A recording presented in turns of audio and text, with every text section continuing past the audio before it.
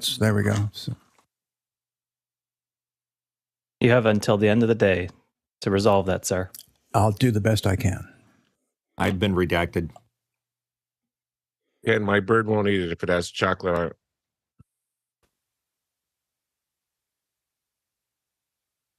Thank you, sir. Well, John, it sounds like your bird and I should get along famously then. Except you don't sit on Preto's shoulder while you're eating them. He might. But I never will. No.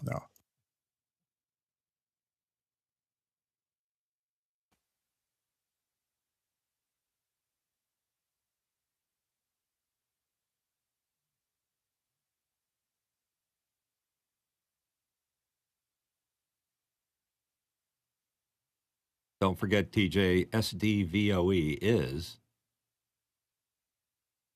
software-defined video over Ethernet. Yes. Chat LFG, can I get a Mukana number for my bird so he can have his own number?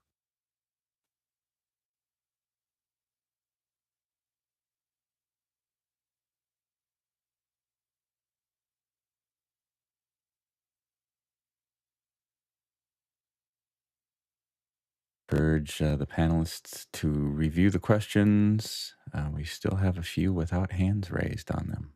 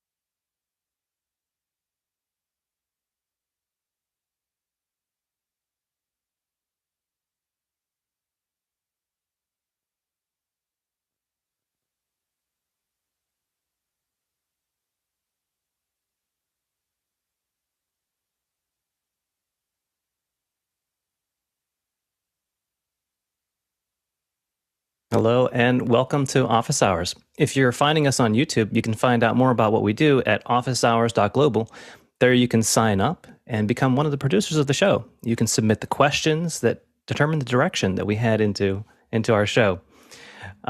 We are here to answer your questions on media and virtual production, as well as education. We have our education crew with us on Saturday. Usually we spend our second hours on a topic of focus. Today we're going to be talking about burnout and mindfulness, and we have a guest, Alison Szarko. So we're looking forward to that. TJ, what are our questions? Thanks, Josh. Our first question this morning is from James Babbitt from San Diego. James asks, has anyone used the new Zoom feature mentioned by Andy Carluccio, creating breakout rooms from poll results? Each breakout room is filled with the participants who give the same answer. I don't think any of us have gotten a chance to see this feature yet. I did hear about it though, and was exciting. The potential seems to be pretty obvious. You could have self-sorting people in the chat just by having people select what breakout channel they're going to go into.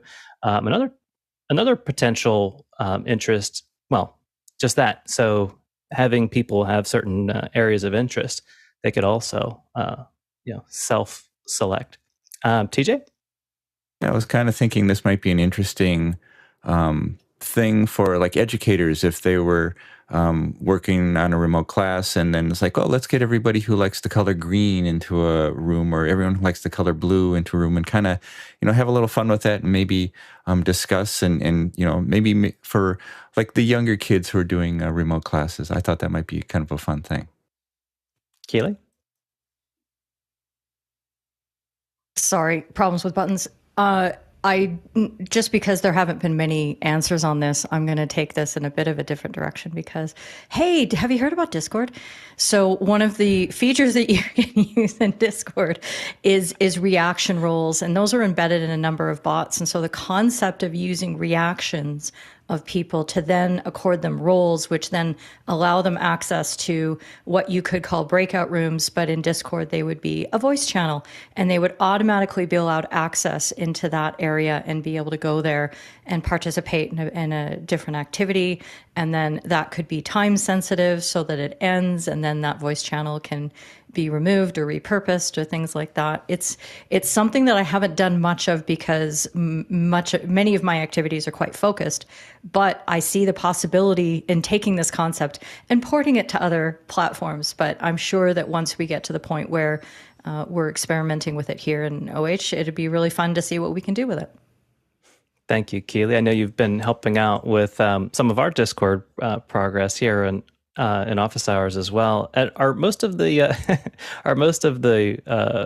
bots that are able to have that capability, are those mostly premium bots, or can that feature be had by any of the free bots that are available? Mostly premium bots. So you'll find that that's one of those features that you need a little bit more permissions and a little bit more seriousness and things like that. So I think it's just a nice balance, even though it's nice to say everything's free. When you're giving people permissions and really moving people around, those are very business-centric activities. And I would expect as a business owner to pay for that value. But that's just me. I believe in paying for things that are worth it. Absolutely. Very powerful. Go ahead, Aaron. Man, I really wish we had this in Google Meet when I was teaching remotely, because during recess time, I know I've shared a similar story, but my students would come on during lunch or what they would typically be their recess if they were in person. And I would say, do you want to go to the anime room, or do you want to go to the drawing room? And then I would physically have to move them, but it would be a lot easier if the poll results would just send them there. So I really do hope this goes across all platforms. We're living in the future. Let's go to our next question. Paul Valhus from Cedar Creek, Texas asks, I'm still searching for a great OCR program that will translate handwritten printing with a pencil. Yeah, John? So my recommendation, I'm not sure, Paul, if you're saying with an Apple pencil or with like just a pencil. So OCR is optical character recognition, and generally it's taking a scanned document of some sort and converting those lines into recognizable text.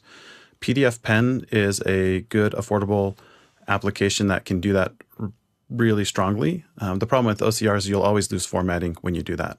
If you're talking about using an Apple Pencil to take notes and translating that into text, all iPads have a built-in service called Scribble, and I would just use the Notes app for that. Go ahead, Dave. Well, that's a good recommendation, actually. For years and years, I used Acrobat Pro to take documents and OCR them because it had the best OCR. And it's improved even over the decades I've used it. And that just takes an image of the document. So you have to photograph or take a scan of the image. The same features now in Notes in all Macs with the modern systems, Ventura, and into all the iOS apps, that you can use your iPad or your iPhone to take a document image, and it frames it up and does the keystoning on it and makes sure that all the formatting stays the same. And those can be scanned for use as PDFs. But as well, there's an option in the camera button to do it as text. So you can scan as text any handwritten or typewritten document, and it'll turn it into the text that you have. I always recommend people edit and double check the sentences and the wording, because I've had little character changes where it didn't understand what an @ sign was and it gave me the letter A. So you got to watch for those things. The other one that I began to use when I was in iOS for the first while was Scanner Pro from Riatel. They're a Ukrainian software company, so if you want to support Ukraine, you can do that too. But Riatel have this Scanner Pro that was the first to do the image correction stuff, and the sharpening on it was really terrific for, I did it for contracts and signatures on official documents. So I still use Scanner Pro occasionally, but now that Notes does just as good a job, I've found that Notes will do business cards and everything else a little better than Scanner Pro. And Notes, of course, is free. Scanner Pro is not, and of course Acrobat is fairly expensive. But in all three of those, I've been able to do OCR for a lot of documents. And I noticed in my iOS version of Notes that because I use Scribble, as was mentioned before, it actually understands my handwriting. So it actually adapts to what I scribble, and then it'll correct OCR as more accurate because it understands my scribbles. If I put my wife's scribbles on there, it doesn't understand just as well. Go ahead, TJ. Following on the other recommendations, if you have an iPad and an Apple Pencil, I use a software called Notepad. Been using it for about 10 years or so, and it does handwriting recognition, and it can translate my garbage handwriting into actual letters. Fantastic. Well, as we mentioned, this is a great time to get your questions in and also vote on them. The voting is important. This really gives us the importance of what we cover and how deeply. So feel free to take advantage of the fantastic knowledge that we have of our collected panel today. We have all types of different disciplines. Of course, on Saturday, we also have the advantage of being able to take advantage of the knowledge of our educators. So general education questions are fine for our first hour. Let's go to our next question, TJ. Scott Mueller from Germantown, New York is up next. And Scott says, just dipping my toes into the world of SDVoE. How does what we do with Zoom production in a mostly insular Blackmagic Design ecosystem interface with an SDVoE infrastructure? And SDVoE stands for Software Defined Video over Ethernet. Okay, thanks for that tidbit, TJ. Go ahead, Guy. Yeah, in our world, I don't think that we'd be using this protocol much at all because it's hardware and it's expensive.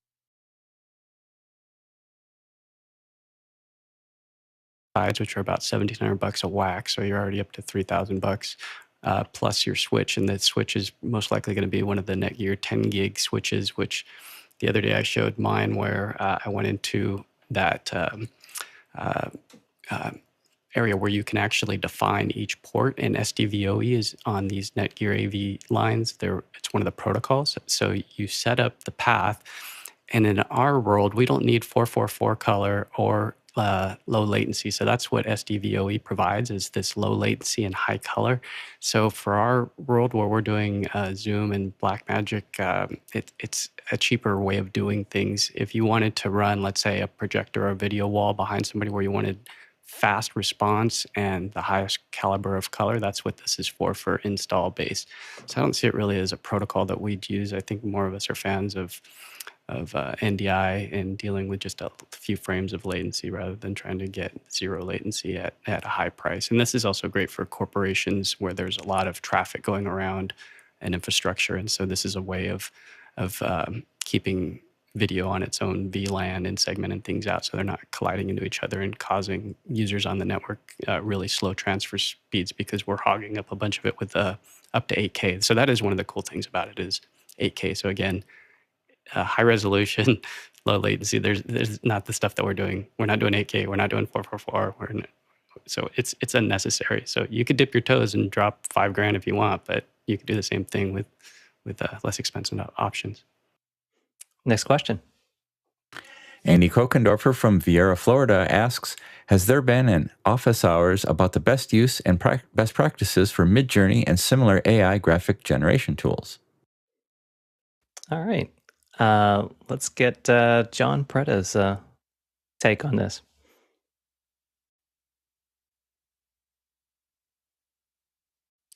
Go ahead, John.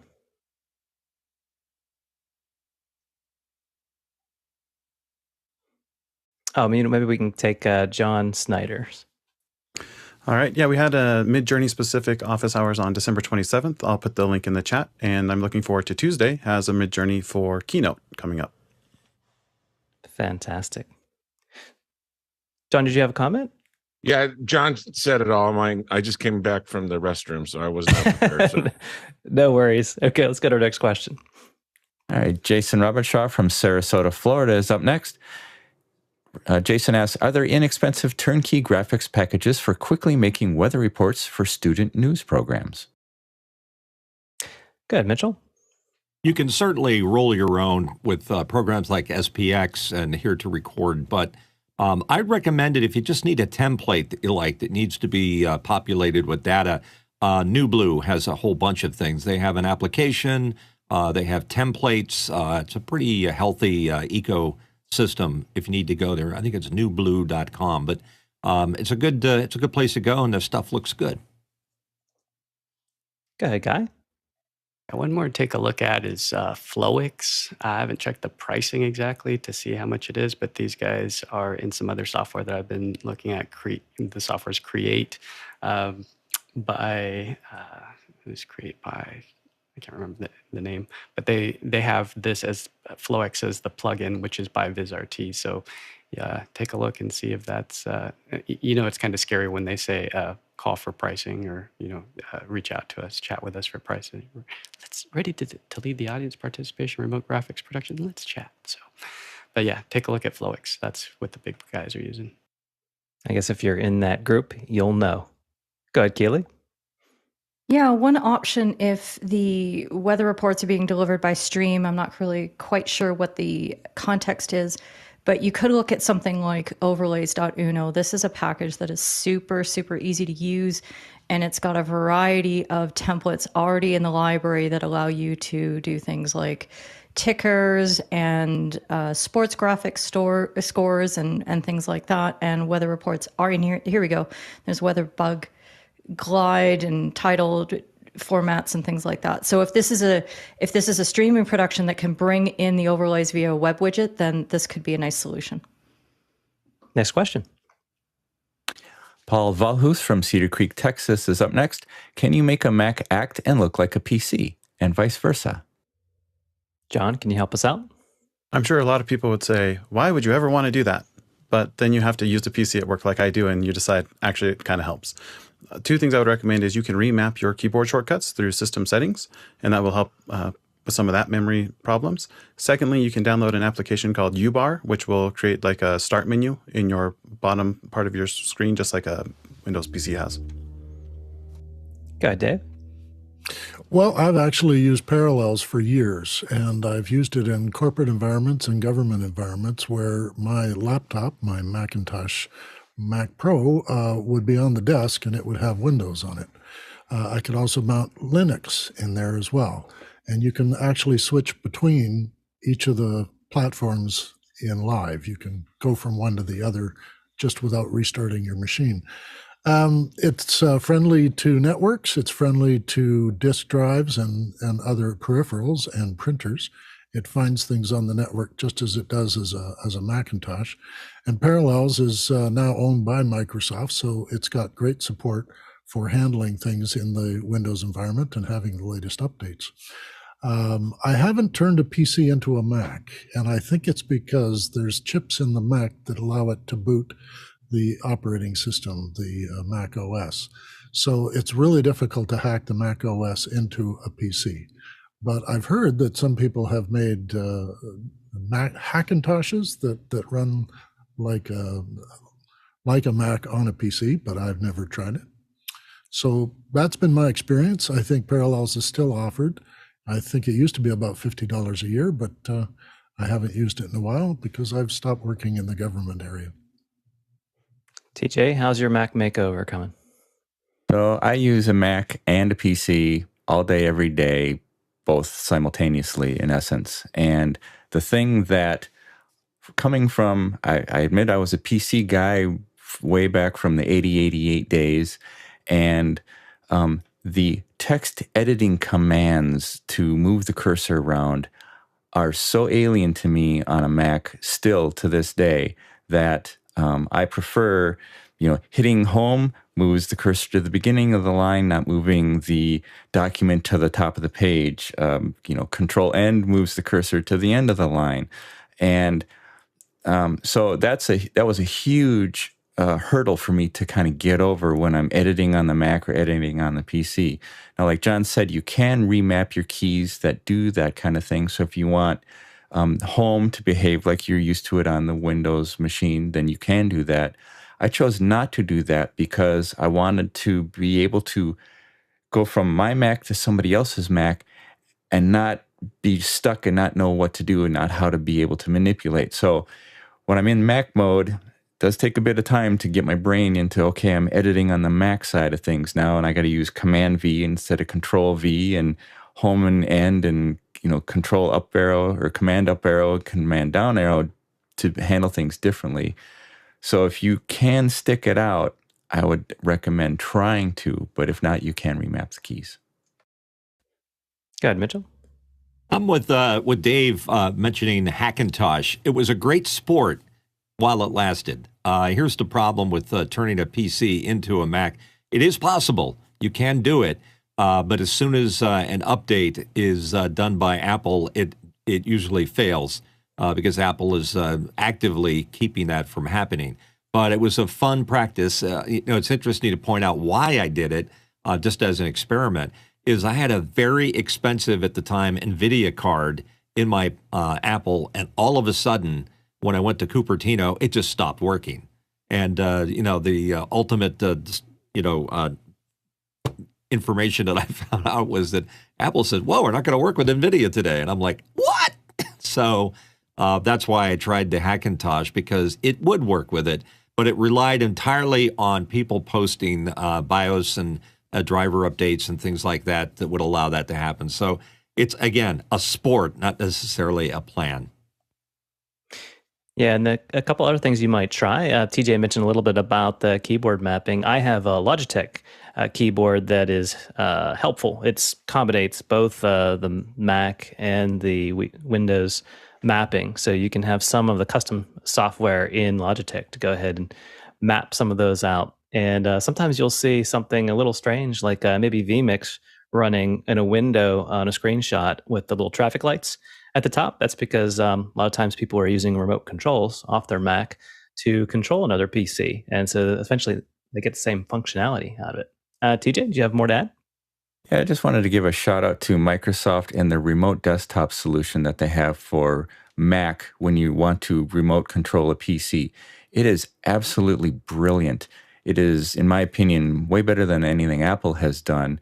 And with my huge multi-monitor setup here, I can connect to any PC, even my super low-powered PC that's sitting in another room, which is basically just a gateway. And because my Mac has the power to drive, 3 30-inch monitors, suddenly my PC has the power to drive those 3 30-inch monitors. And so I can take a really low-powered PC and expand it across, and now I'm running 3 monitors on this low-powered PC, which by itself could barely handle like a 24-inch monitor. So their remote desktop is amazing. Fantastic. Ken, what's the stir in the chat? Well, just a little note here. TJ is being congratulated for his ability to exercise his bilingual skills with the remark that code switching takes some practice. So, rah for TJ. Go, Guy? Yeah, this is my little MacBook, and it's running my PC upstairs. So it's got Premiere running on it on a beast of a machine, so I can take advantage of the big graphics card, the 3070 that's in that machine, and I can play, I can JKL, I can check my files. So if I'm sitting down here, I can actually, make sure that my files that need to be encoded could be encoded. So it's using my Microsoft Remote Desktop. The trick is you got to make sure that you do have the Pro version of Windows to make it work. Otherwise, you need a different parsec or something like that to make it work. But yeah, and then this is an old i7 version, so this thing will boot into Boot Camp and be a native Intel machine as well. So pretty cool. Go ahead, Dave. Oh, I was just going to follow on Mitchell that it was quite a joy to me to be working on my laptop in a government office and have people walk by and see it's playing Windows and have them just stop in their tracks, look over my shoulder and go, is that Windows? And I go, yeah, that's Windows running, but that's a Mac. I go, yeah, runs a Mac. Yep, runs on a Mac. Go ahead, Mitchell. Some folks might be interested. Why would you want to do either? In the interest of what TJ was saying, here's my quick poll. What I got behind me: Linux, PC, Mac, PC. So there's my quick poll. Fantastic. Let's go to our next question. Josh Kaufman from Pittsburgh, PA asks, what tech have you purchased in years past that is significantly more affordable today because of the march of technology and economy of scale? All right, a little fun one there. Go ahead, Dave. Well, for me, I went from a $36,000 camera to a $5,000 camera, which did twice as much as my $36,000 camera. So yeah, I've seen the cost of cameras come down to the point where every neighborhood kid could have one. As well, for me, lighting. Of course, heavy lighting systems for ENG and all that have gotten a whole lot lighter and a whole lot easier, and they're a whole lot cheaper. Mitchell? Yes, I used to have a full head of hair when I started in this business 40-some years ago. I'll give you an example of just about everything has changed, price-wise and technology in terms of scale. I had my first camera was in a Hitachi SK91. Beautiful pictures, about $40,000 without the lens. I also bought an Ultimatte. Cost me about $35,000 when it was all said and done. You can buy one now from Blackmagic Design for $450. So you can begin to see that the economies of scale and technology have marched on, as well as my hairline. Good, TJ. Yeah, like Mitch said, it's darn near everything. I used to have a 21-inch CRT monitor. It was an old NEC monitor. I don't know if anybody remember those with a flat screen. So it weighed a ton. This thing weighed like 150 pounds. It was a beast. And now I'm sitting in front of 3 30-inch monitors that are only like an inch thick. So that in itself is amazing. And they only weigh like 5 pounds a piece. So that's amazing. I'm old enough to remember the day that at school, when we upgraded our Apple IIs from 16K of RAM to 32K of RAM. And that was a huge deal back then. So, and then now it's like, oh yeah, my Mac Studio has 64 gigabytes of RAM in it. That's insane. And then I'm old enough to remember the old 5-inch floppies that you would take the paper punch and clip out on the other side to flip over to be able to use the other side, even though you weren't supposed to use the other side of it. And now I've got a 48 terabyte NAS box sitting in the other room. Yeah, I didn't think about that. You can not just price, but also weight and capacity. Yeah, we could do a whole nother question on that. Go ahead, Tony. Yeah, I just wanted to mention with Blackmagic's announcement this week, the thing about switchers and the fact that I can actually use a switcher. That is something that was unheard of years ago. And now, not only can you have a switcher in your home, you can have vMix and Mimo Live and Ecamm, which are software switchers. So what a world we live in. Go ahead, John. When I graduated college, which doesn't feel like a long time ago, I spent $500 on a tiny little hard drive, 8 gigabytes that was just devoted to playing music, and it was still a spinning hard drive. It's unbelievable. Mitchell. Yeah, once again, to put it into perspective, anybody remember Quantel Paintbox? That was like the thing before there was a Photoshop, and it was an expensive $300,000 box.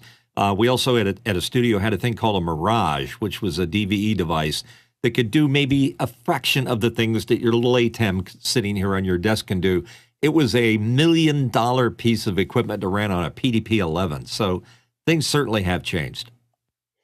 I was thinking about, I have a ATEM Extreme next to me that has 8 channels of ISO recording next to it and switcher capability. So fantastic. And yeah, if you factor in the software switchers, there's a lot of extensibility you can get just with that if you're talking about the functionality. All right, that was fun. Let's go to our next question. Mitchell Hill from Wilmington, Delaware is up next. What is the best workflow for a standing Ultimatte studio? Camera, lighting, and distances. Guy? I don't know if it's the best, but we've been using ours in our one-button studio. So Ours is basically a light up here in the top left that you can see that's an aperture light. There's another one, a hair light, and then it's not pictured in this one, but there's a couple lighting up the green screen now. And the results of the Ultimatte, we'll go a little bit further here. The Ultimatte's inside of that case over there. And then right here, you see the green screen. And then he's going to pop it into the Ultimatte. And the results, I wish you guys could see it not through Zoom because the results, because it's keying in a 444 environment. This is the 995 version, not the 495 version. So this isn't the HD base unit. And you could see, it's kind of goofy that he puts on a wig, but you could see that the hair quality is pretty amazing. And it's a pretty simple studio, small 9x12 room, green screen, a couple lights. So again, I wouldn't say it's the best example, but it's one that we're using and people are very happy with for the price. We had to have key and fill put into Mimo Live to get our system to be able to work that we wanted, so that the 495 level, you can just have the composite done in the machine. And I've owned the Ultimatte DV for years, so that was the small one back 15 years ago. We owned quite a few of them where the composite would just pop right out. So that one was not very expensive because it was just the DV model. It would output, it was just standard definition. This was way before HD. But now seeing what you can do with the newer model, it blows my mind because that one was $30,000 plus. So, I mean, a typical studio would light the green screen well with its own lights and try to make it, if you have a waveform, vector scope, all that, you can really dial it in and make sure it's even across the entire board. So there's a little bit of skill there, but I mean, with the Ultimatte, it is pretty forgiving. I mean, as much as I'd say it's difficult to use, it's pretty forgiving. So we've got, when I walked into the room and saw the results, my jaw literally dropped because we're using a BGH1 with a 12 to 35 lens, which is a pretty crisp lens, 2.8 lens. It's only like $700. But that sensor, it's a micro four thirds sensor, but man, it is sharp, tack sharp. So really impressive. To the last question, what did you buy that was expensive before and it's cheap now? I mean, the Ultimatte it's amazing value if you want to have these virtual backdrops. Yeah, Guy. And I know that, of course, you want to do your best with your lighting and not rely on the keying of the Ultimatte. But what if we're thinking about maybe sending that, maybe the cheaper box that can do the compositing inside of it, if you wanted to send it remotely and maybe your remote audience isn't the best at getting their key up, do you think that might be useful to send? Might be helpful if it's something you wanted to push out? Fighting it. If you could take over their PC, like VPN in or TeamViewer or something in and take over the screen and you do the adjustments, I think it'd be all right. But I mean, we're seeing just with the whole Snapchat, being able to knock backgrounds out. Most people are pretty forgiving. What I'm talking about is for people that want to record and want to have something really, really perfect for some of the remote stuff. I think nowadays people, they don't mind if it's even the Zoom key, or as long as you use the one where it says, I have a green screen, and you click on that button, then it cleans. Even Zoom's keyer is pretty darn good compared to what we saw even a few years ago. If you guys haven't used Zoom's keyer, try it with the I have a green screen and click the little button and the eyedropper will pop up and you take a sample, and it's pretty decent, especially if you have an HD account, a 1080 account. Watch out. Mayhem's going to ensue on the panel now. Go ahead, Mitchell. Yeah, one of the cool things about the Ultimatte is it fixes things that you make mistakes with. The best rule of thumb, a first rule of Fight Club, so to speak, is light the green screen first and get a very even, good color on that so that the composite can work well without all the little sparklies and other things to come into it. But the Ultimatte's sort of there to fix some of those. But the whole point is best not to have to fix it in the first place. And like Guy said, if you get a really well-lit green screen, then you might even try the Zoom green screen capability, and it might be good enough to avoid the box. But getting a good key is a alchemy. It's you have to be really good at it, and you have to have the right tools. One of the things I was thinking, and maybe Guy can come back and jump in on this, is that what camera would be best to use with getting a key? Obviously, 444 would be the ultimate, but let's say you've got a 420 camera. Would that be a big handicap?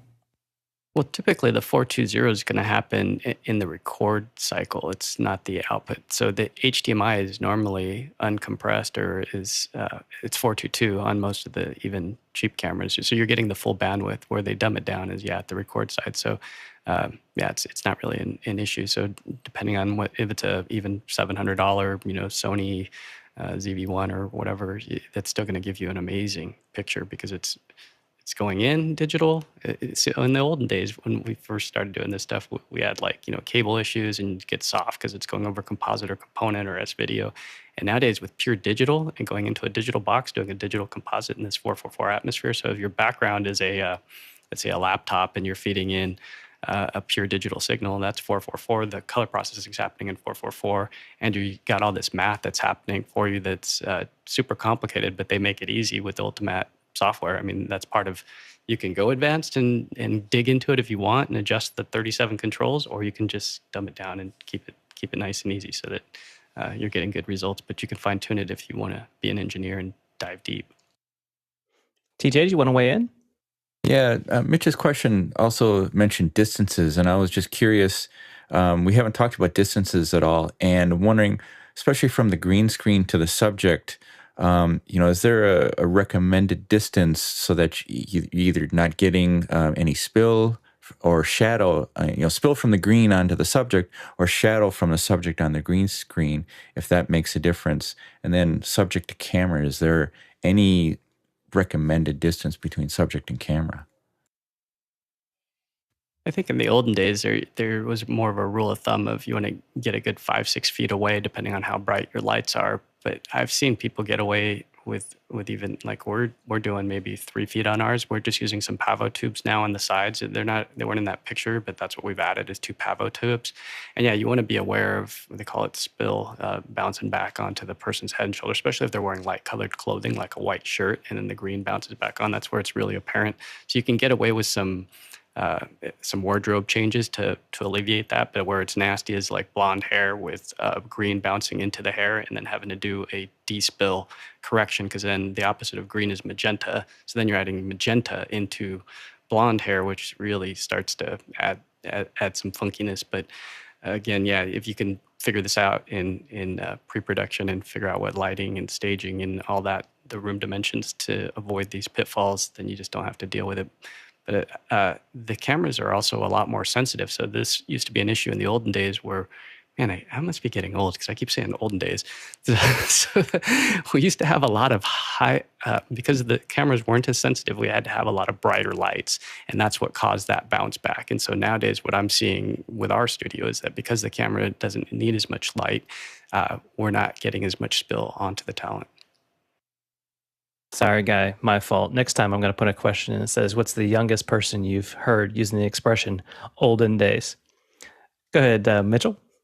Yeah, once again, Ultimatte to the rescue, because it does a great job of killing spill, which can be a problem, as Guy mentioned there.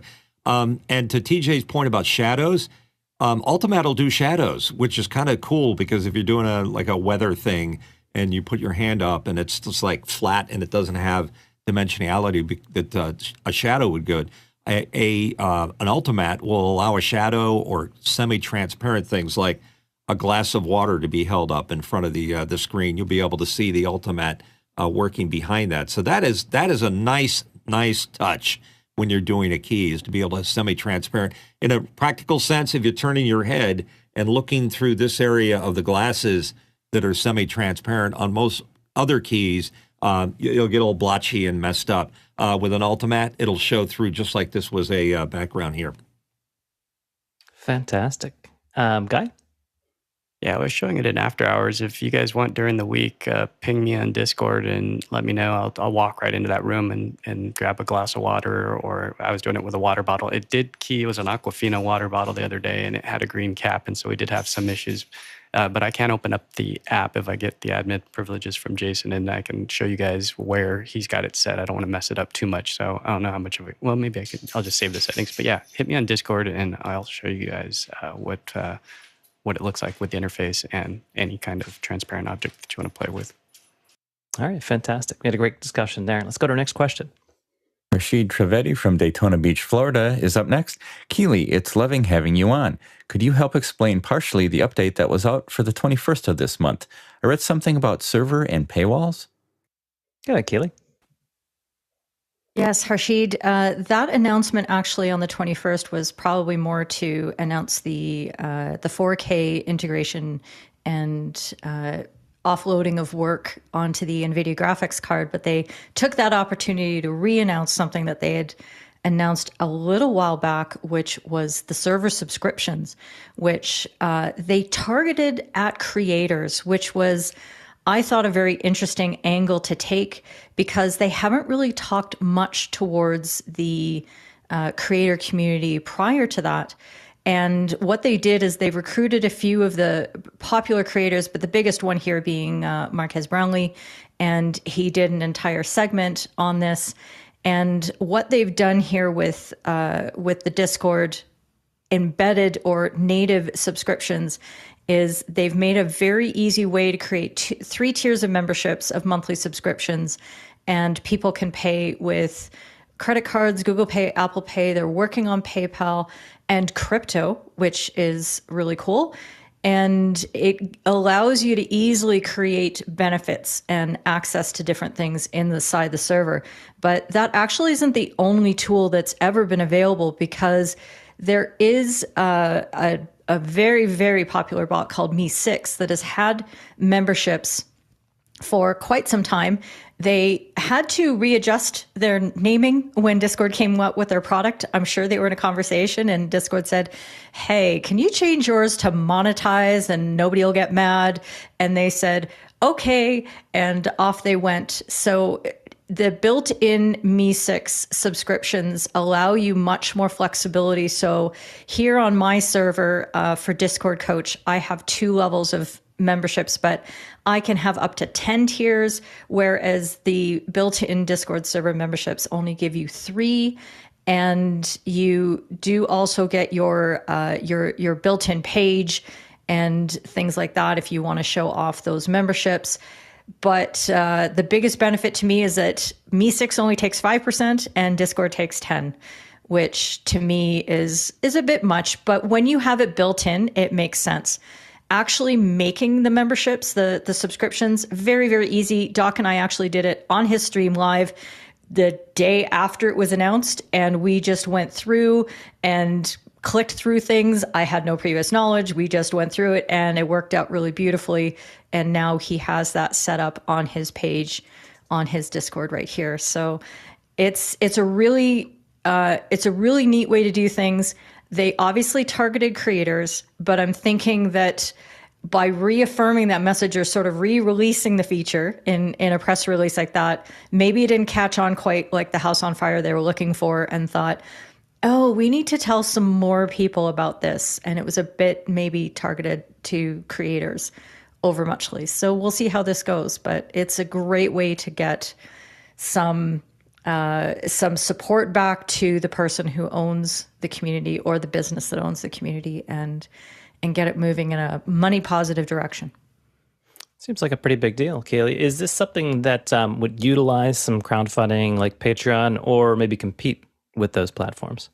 It competes with those platforms. So the problem with Patreon and say YouTube subscriptions or Buy Me a Coffee, which are ways that have been around for a long time to actually subscribe to a server and gain benefits and reward the creator, the community owner for their work, those tend to take quite a bit of a slice. And the problem with those is they're really tied to the home platform, as it were, for what benefits you can provide. So if it's a YouTube subscription membership, for example, what you're doing is you're allowing people to access cooler things on YouTube. If that's not your model as a community creator, if you're not providing great, special content, exclusive content for people there, it really doesn't make sense to use YouTube as your membership platform. What's nice about Discord, the Discord built-in, or say a Me6, is that it's more about what you do in the Discord server rather than what you do externally.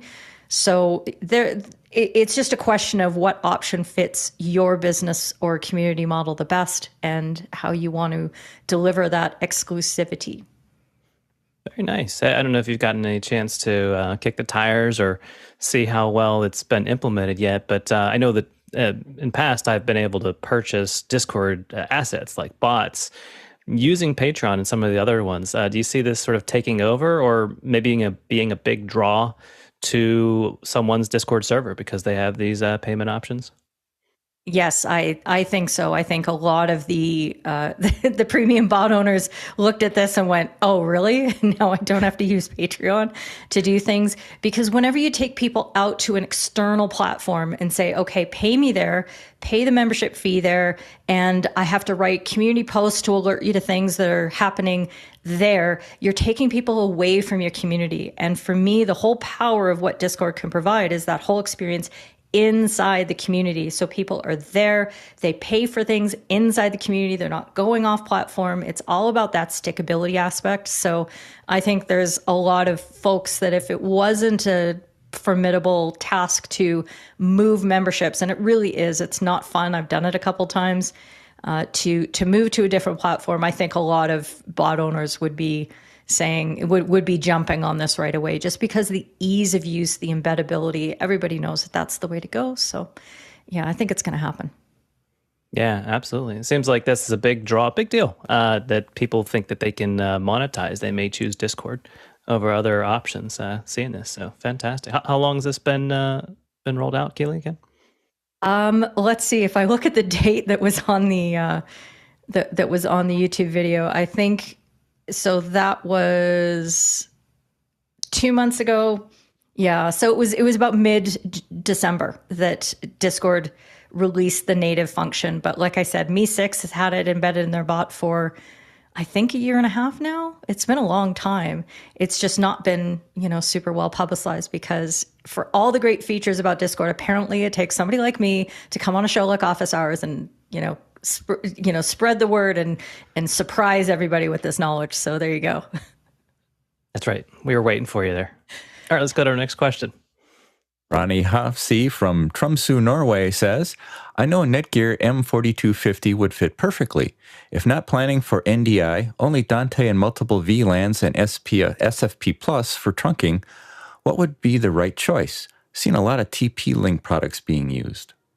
Okay, we'll have Harshid and then Guy. Mine was actually for a previous question, but I'll pass it on to Guy. No worries. Go ahead, Guy. Yeah, I was interested in hearing what Harshid was going to say. I thought he was going to clean my clock on this one. Yeah, I've seen a lot of TP-Link out there as well in production. So I would say if you've done the research and you see other people using it, it's probably a good way to go. If you could isolate it and want to save some money. But if you ever do want to go NDI, the 4250 line has a profile that'll play nice with both, which is pretty unique. So if you want to ever put NDI 5 as well as Dante on the same VLAN, there is a setting which is right here, where when you scroll down in your configured profiles, you can see it right here where it says NDI 5 with Dante. And so it's NDI 5, which is RUDP devices and cameras, and then you can have Dante as well. And it's all supported on the same VLAN. And then, yeah, these ones do support trunking. So I have two right now auto trunk together. So this uplink port is it is going to another same model 4250, and everything appears on that other one. And I'm going to upgrade it to 10 gig. There's a 10 gig NIC or SFP module in there right now, but I was doing some experimenting and wanting to see how that, because they recommend one that's like $300 that's guaranteed. So you can get really expensive really fast. If you listen to what's qualified, then they want to only see qualified SFPs. And this is where the TP-Link stuff can be a lot less expensive, because you're not dealing with, industrial grade items. But if you want this for production, I'd go with the M4250 with the proper manufacturer recommended SFP modules. And how's the noise levels on that, Guy? Does it get any noisier when you go to 10 gig mode? That's the other thing is, let me show you down here. There is a fan mode. So right now on mine, I have it set to, where is it? I have mine set to low. So yeah, fan 1, active, active, active. And so you see this fan mode, I have it on quiet. And if I hit cool, I have noise assist on. Oh, it just sounds like a jet airplane. So, okay. Pushing that button. It's really loud in here now. I'm going to go back to quiet mode. Yeah, that, wow. Okay. So the answer is not quiet at all. If you put it on fan mode, it gets very, very loud. It sounds like a jet airplane. Fantastic. Now, it's one more thing I've got to do for our live stream. Turn my switch down. All right, let's go to our next question. Paul Valhus from Cedar Creek, Texas says, I just joined something called Polywork, and he has a link. Is this actually a worthwhile social network? Go ahead, John. It depends on if your social network is there. I think it's going to really struggle to compete with LinkedIn, which is what most people use for professional social networks. And I don't think it's very likely to take off. Most of the people I saw in there were engineers of various sorts. Next question. Leonard Brandt from South Africa asks, what would the best audio restoration software for Mac be, both free and paid for? I'm thinking of restoring tape hiss and poor noise from old recordings and cleaning them up. Mitchell? Wow, Leonard, you gave me a big offer here. The best. Well, let's see. There's a bunch of them out there that are really good. Waves makes a whole line of processors, plugins that go in there. Sorry about my dog walking around. And also the folks at Isotope has the RX10, which I think is probably the best all-around noise reduction thing that can go in there and clean up hiss and noise and things like that. And then as far as free goes, don't discount the fact that the DAW that you bought probably has a plugin that does this, and it's free essentially because you already own it. So you might want to try that. But I think some of the hubs out there or forums will point you in the right direction where you can get a free plugin to do something. Problem with them is they're just not going to be supported, and they're not going to be as good as if you went to Isotope or Waves to get it. Go ahead, Keely. Yeah, one of the suggestions I would try is Auphonic. I've had some really good results using it for cleaning up audio that maybe isn't in the state that you've got yours in, but it's a really lightweight and very customizable solution. It is free, so you can try a bunch of things for, as you can see in my account, I haven't paid for this because I only periodically put in produced video, and you get 2 hours for free, I think, every month. And then you can pay. And everybody I've talked to, it's well worth the money. And a lot of people use this as their primary audio processor to make sure that post-recording, they can get things the way that they want. Another solution that you might try, in case you have it, you never know, look for the tools that you already have. Descript Studio Sound is, for some people, just absolutely magic. You just turn that on and all of a sudden everything sounds amazing. So give that a try if you already have a subscription. If you don't, then I would go with Auphonic. Fantastic. Let's go to our next question. Zach Phillips from Philadelphia, Pennsylvania comes in. Does the Ultimatte HD Mini, even though it only outputs HD, take a 4K signal in? I'm actually down to the wire on this one, and after hours trying to pull a key in less than ideal circumstances. Guy, we got a 911. Can we help him out? From what I can see in the specs, I haven't tried this, but it looks like it's only going to take HD in. To get the 4K in, you'd have to up to the next model, which is the Ultimatte 12 4K, which is $2,495. So you're talking about $2,000 more. So you really got to ask yourself, is it worth it? So I don't know if you're going to see the difference if you're outputting HD only. I know that you're getting some subsampling there because you're dealing with more pixels. In theory, it's going to give you that much better, crisper of an image. But I mean, for the money already, I don't think your client's going to be that picky. Like you really got to, I mean, I don't know if I'd be able to visually see the difference on a screen from a few feet away if I could see the difference from a 4K image versus an HD image that was compositive that's going out HD anyway. So I'd probably just buy it from a reseller that you can return it. If you don't like the image, then just return it. So $495 and, move, go, do it. Mitchell? Yeah, I guess if you had an actual 4K output from an Ultimatte 4K, if you're ran it into an ATEM, it's going to get downsampled. The question is, it is a better image because it got downsampled, and I think theoretically, yes. The question is, how big a difference are you going to see for the extra $3,000 some you would be spending? I think that there may be other issues going on. Guy, just so you know, he's trying to avoid getting the sparklies. That's what's haunting his key. Nice. All right. Hope we've helped you out, Zach. Let's go to our next question. Samuel Nordvik from Norway wants to know, are you using the built-in streaming encoder on ATEM Mini series for real projects? For myself, I've not used the encoder when using the ATEM as a switcher. Sometimes it's good to have, oftentimes it's good to have encoding done on another piece of equipment. Even another computer, really a computer is another piece of equipment too. So oftentimes you can take your outputs of your ATEM series, let the ATEM do the switching, and use something else for your encoding. Go ahead, Guy.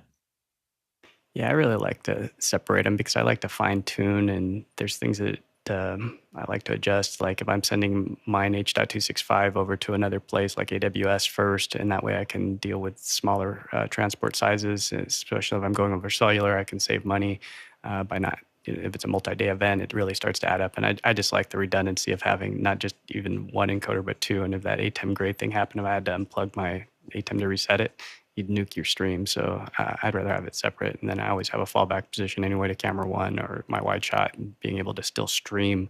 Because I've had it happen. I mean, I've had it happen with 11,000 people on where stuff went out and it's like, oh my gosh, at least the backup. And so we had Teradek. So a couple models to use, Epiphan Pearl. Teradek makes some great models, Magewell as well. I'd be looking at those three. And then OBS, if you don't want to spend any money and you have a decent computer, OBS, even the latest version has H.265. And if you could bounce it off something else like Restream.io, that gives you a little bit more,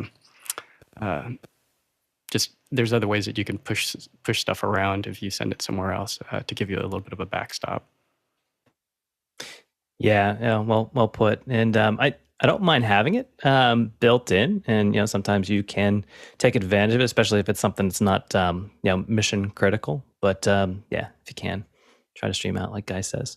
Let's go to our next question. Paul Vahus from Cedar Creek, Texas, up next. For an LG brand 43UN 700T-B 43-inch quad monitor, how would you make up a cable harness to combine all the HDMI, USB, and power cables, and then equip the quad with a VESA mount and stand that allowed it to go vertical? Go ahead, TJ. Well, as far as bundling the cables go, that's the part I can only speak to right now. They make a product called Wireloom, and you can use that to bundle lots of different cables together to get a nice, concise wrap of cables that's easy to manage. Just be careful that if you're bundling power and signal together, to make sure your signal cables are very well shielded. Good advice. Let's go to our next question, TJ. Hershid Travetti from Daytona Beach, Florida. YouTube charges 30% and Patrion charges roughly 10%. What are some good methods of creating revenue with regards to either paywalls or something that can support someone? Keely. I remember my conversation earlier about Discord service. Sorry. It's really annoying. I have to stop. But a few things that you can consider just being in the creator community, ways that I've done things are to use, say, Buy Me a Coffee. That was very popular a couple years ago. They got a little bit off track, I think, with their development and started having problems with their PayPal integration. So I'm not so warm to BMAC at the moment. But that was a really good low-cost way to be able to basically set out a tip jar and make a really cute little overlays and little easily tweet outable, oh, this person supported me on Buy Me a Coffee. You can buy me a pizza. You can buy me my phrase was buy me a rosé.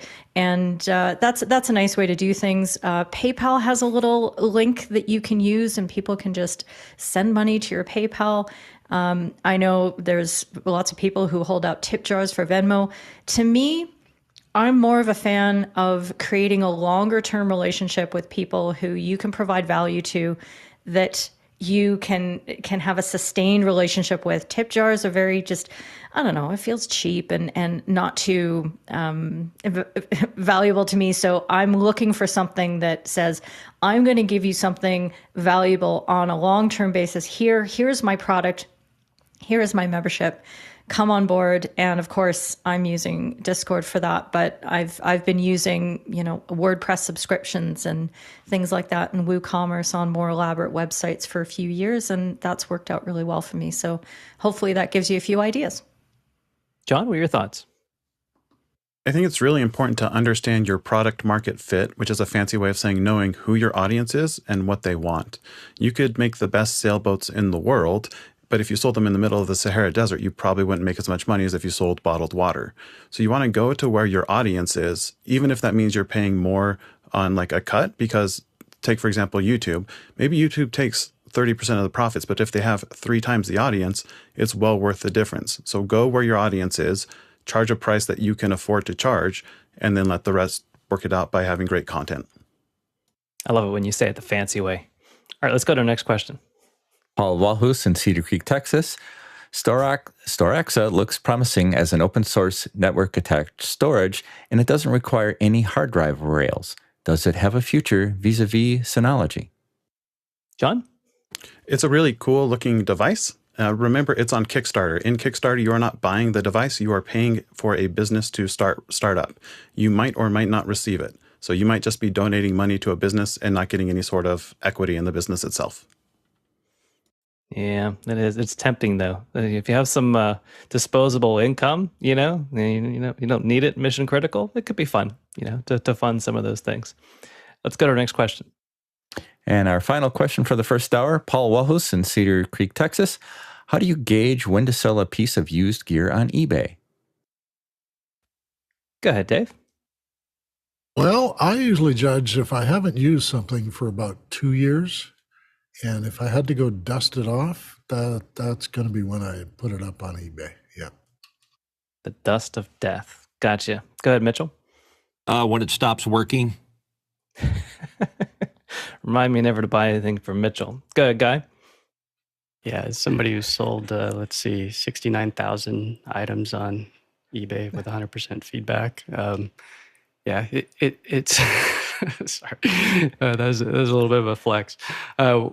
We sell stuff when it's a new model's come out, or if we don't need it for a backup anymore. But yeah, we move a lot of our stuff that we test. So we'll buy things, we'll test it out. Like one of the things I really want to buy is like the FR7. So some of the other things are going on eBay to look at buying an FR7. So it's also when you figure out that you want that other thing that's just out of reach. So you start looking around and going, hey, I haven't used that ATEM Mini Pro in a while because I have the Extreme.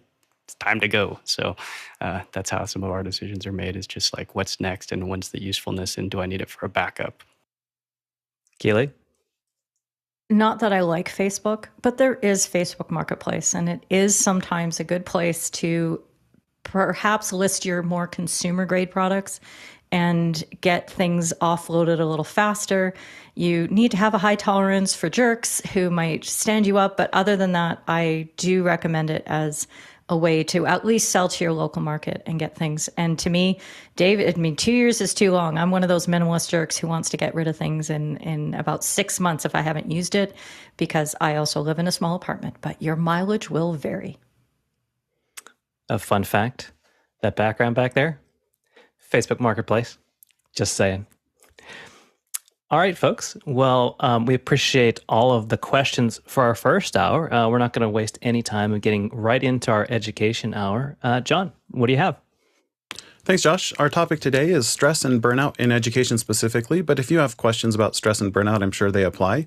Healthcare and education are two industries that have been really impacted throughout the pandemic because they never had a chance to close. They were forced to find ways to operate in the midst of the biggest changes we've ever had. And our guest this week is one of my colleagues from our hospital, Alison Szarko, and she has a foot in both industries. Alison is a doctoral candidate studying behavioral psychology, and she's passionate about understanding and preventing burnout.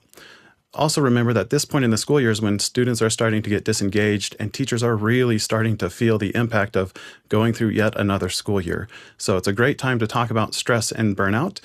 So we hope that our producers will put their questions into our Mukana chat.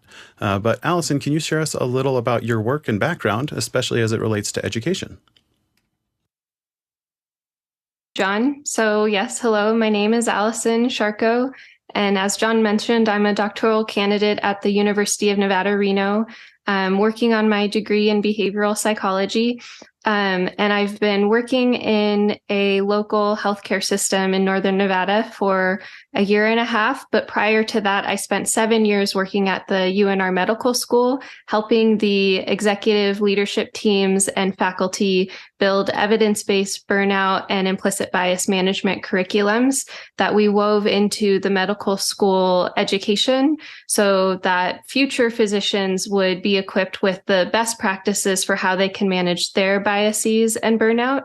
And I also try to stay very close to the literature with this approach, which is known as acceptance and commitment therapy or acceptance and commitment training. And there's been some interesting research with acceptance and commitment therapy that's found that even just bibliotherapy, so essentially these self-help workbooks that are rooted in this scientific approach they've demonstrated their ability to help educators with managing their burnout so that they can manage themselves and therefore provide better educational services to the students that they work with. Yeah, and it's really interesting to me, Alison, that your approach isn't just, when I think of mindfulness, this is going to sound cavalier, but it's a little woo, and you think of just people feeling good. But what you've brought and what's been really interesting to me is that evidence-based approach. Can you talk a little bit about what some of the evidence is and that connection between the practical application and the science behind it? Yeah. So also, I apologize. I just noticed my throat's a little scratchy. So what I love about the work that I've been doing for, like I said, the past 7 or 8 years now is we're taking acceptance and commitment therapy and we are modifying it into a skills training context. So I refer to myself as an acceptance and commitment trainer. And we take a lot of these traditional mindfulness approaches that most people come into contact with if they have experience if they attend a meditation class or they attend a yoga class or they download an app. Then there's a particular way that these mindfulness skills are introduced that have a lot of other cultural traditions attached to the skills. And from a scientist practitioner lens, essentially what we're doing is we're trying to identify what are the key processes within these practices that are leading to long-term behavior change. Independent of the cultural aspects that often they originate from. So when I'm working with medical students or healthcare providers, I have essentially a toolkit of mindfulness skills that we use to help them come into contact with these practices in a way that's a little less woo-woo. I think I did a training. I was able to work with John on a training not too long ago where I'll typically use the metaphor of we're entering psychological gym. And I talk about building our present moment muscle. So I try to frame it in the context of we're going to enter the psychological gym right now, and we're going to be building our psychological muscles. And using that metaphor it's been found to be a little more effective at getting individuals to come into contact with this without their implicit biases towards the cultural aspects of this work that tend to get in the way of people fully practicing these skills. And is there anything unique to remote work or remote teaching that maybe we should be considering in today's world as regarding stress and burnout? Yeah, I think there's obviously pros and cons to remote work. One pro is that we have a lot of autonomy over our working conditions. We get to choose the chairs, our lighting, the types of workspaces that in our bubbles that we're working in. But especially for educators, there's less autonomy in terms of the environment that our learners are learning in. So the ability to build things that we could do to build that present moment muscle for our learners to get them closer, more fully engaged with the screen. That's definitely a hurdle in this now virtual platform that we're working in. Does that answer the question? It does. And I have one more personal question before I hand it off to our panels for their questions and input. Alison, what are some of the initial signs people should be aware of that might indicate that they're leading into stress or burnout? Yeah, that's a great question. So what's unique about that question is I normally turn that question back to the audience when I'm doing this work, and I'll ask you, can you tell me what are some physical, first of all, I like to start with just the general question of raise your hand if you've ever felt stressed before. So it'd be, I would like to see it. Just raise your hand if you've ever felt stressed before. Okay, everyone in the room, I see 2 hands up there. That's great. Now raise your hand if you've ever felt burnt out before. Okay, I'm seeing a handful of hands as well. And I like to ask this question at the very beginning to get everyone in the room to see that everyone has experienced stress, everyone has experienced burnout, because these are really not stress and burnout are really products of a faulty system that creates a breeding ground for stress and burnout to emerge. So we're constantly under pressures from the system that we live within that is creating conditions for elongated, prolonged stress, which ultimately leads to burnout. When we talk about stress is really, you can think about it as it tends to be more of these acute stimuli that we come into contact with. So if there was a tiger that were to run into our room right now, we would have, all of us, regardless of our individual histories, would have an unconditioned startle response to a tiger running into the room.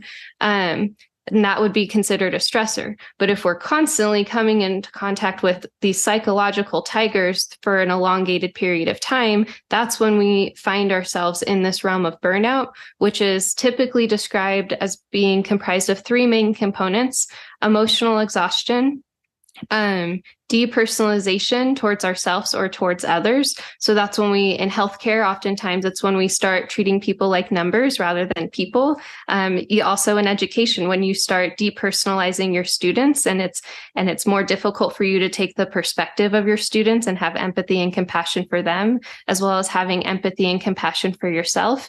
And then a general reduced sense of personal efficacy. You don't really feel like you're accomplishing much. And so now that we have a good understanding of their stress, there's burnout, and everyone raised their hand saying they've experienced burnout, I'd like to turn the question to the audience and ask, when you've experienced burnout, what are some physical symptoms in your body that have shown up for you? I know for me, the first thing I start noticing is I'm impatient, especially with my kids. And I will, things that did not trigger me previously would trigger me more. So if anyone else on the panel would like to raise your hand, feel free, or if you want to just answer Alison's questions directly. Short fuse, I would say. This is Harshid. I would say short fuse with people, and just not really being snappy, but and the last term, as you said on burnout, is yourself. You don't feel like you're being effective to the environment. And I think some of those are definitely things that pop up. So there's that short fuse. You're maybe a little more reactive rather than responsive. Does anyone experience headaches when you're stressed? Yeah. Migraines, maybe. Anyone have maybe some digestive issues, like you start to have stomach aches, you have an increase in appetite, or you have a decrease in your appetite? So I like to ask the audience, because each of us have our own individual bodies that respond to stress in different ways. I mean, not everyone raised their hand when I said headaches, but some people did. Not everyone is going to raise their hand when we talk about having stomach aches. And not everyone will raise their hand when we even talk about like kind of being reactive, or you're a little more agitated, a little more aggressive. Some people might be a little more agitated. Some people might be a little more introverted and closed off and avoidant in social interactions. So this is the value of these mindfulness skills, is they start to sharpen our ability to notice our own personal physical symptoms to stress and to burnout. An example I frequently use is I get an eye twitch when I am very, very stressed. And especially when I was completing my graduate courses, I would have an eye twitch, and it would last me for about 2 to 3 weeks. And then if I didn't do something to essentially manage that eye twitch, then it would turn into a migraine, and that would knock me out for another week or two. But as I've been building my own mindfulness muscles, my own mindfulness skills, now it doesn't take me 2 to 3 weeks to just notice that I have an eye twitch. I can normally catch it within the first day, the first 2 days at least, that I have this eye twitch. And I've done some values clarification work with myself to identify that my health is a foundational component to my well-being. So now when I notice the eye twitch within the first day or two, rather than me trying to grin and bear it and just get through it, which ultimately leads to a migraine and me crashing, I attend to it very seriously. I reflect on, how's my hydration levels? How's my sleeping patterns going? What aspects of my schedule this week do I need to cancel and say no to, so I can catch up on my sleep and essentially remove any excess stimuli from my environment for a moment, so I can address the eye twitch so it doesn't lead me down this path of burnout. But again, that's my unique story. But if you have migraines, if you have stomach aches, some people carry a lot of tension in their shoulders, or they have chronic pain in particular points in their body. It could be that the moment you're noticing that chronic pain is flaring up again in that particular part of your body, that's a signal to your body that you are under stress. And some remediation strategies should be that it's a cue to your body to manage that stress, to ultimately help prevent yourself from getting down to that path of burnout where you're crashing. Thanks. And I know Dave on our panel has some comment or question. Yeah, I had a question much earlier, of course, but I also wanted to add that some years ago, and I think it's in the 70s, I got to watch Hans Selye present, and he used the phrase, life without stress is death, because we all have stress. It's part of life. It's part of the operation of your body, and therefore your response to it is the most important thing to learn, and I think that's what you're giving us today.